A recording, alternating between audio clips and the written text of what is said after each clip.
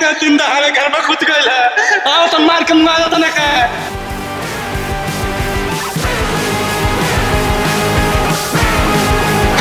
जा तनी माई के लिए क्या है बतानी को बताई।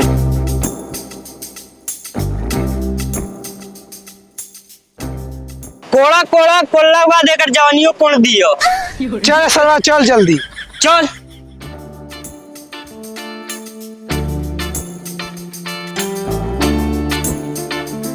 ए बाबू ए का रे कहवा बड़ा झाड़ बना के जाता लसन। हमार तो छोड़ ये कहा इतना झाड़ के जाते ले।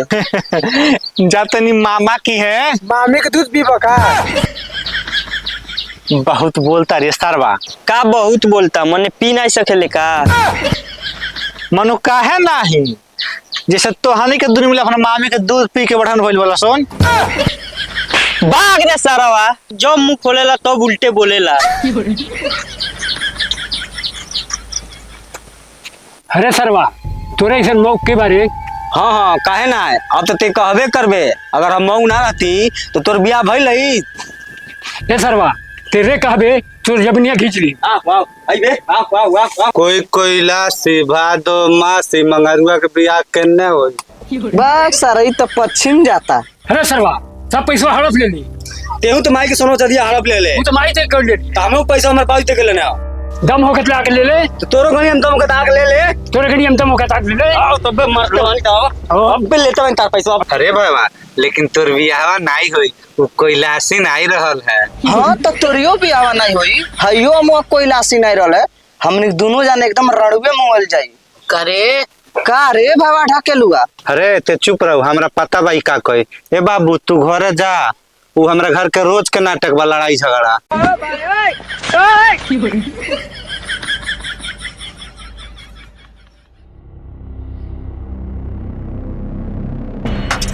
मामवा के घरवा में लड़ाई होता का।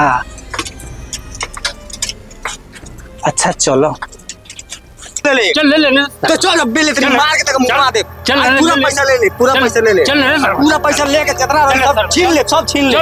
ले रुका मत रुका। रोम रोम भाइयों। नमस्ते मामा खुश रहो। नमस्ते मामा खुश रहो। कहानी दून जना के मुंह में ना धई के जूजी धांसते।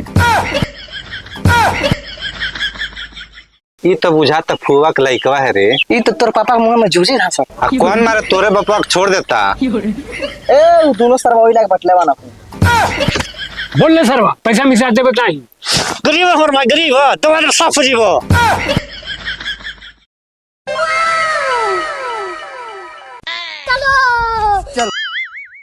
बाबू कब आई नहीं आई आई पानी पी ली। आ गई नी मामी आ गई नी। अरे हो नहीं तो हर पानी पियो तो के पी। आई आई आई पानी पी ली आई।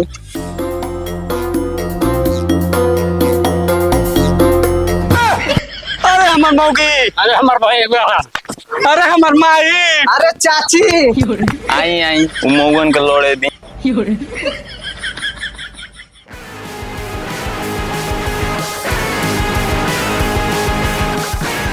अरे साला गांव वाला तो इनकी सब मिला मौका वाला सो। हमार माई के लेके दिन दहाड़े घर में घुस गइल है। आओ तो मार के मुआ देता ना का।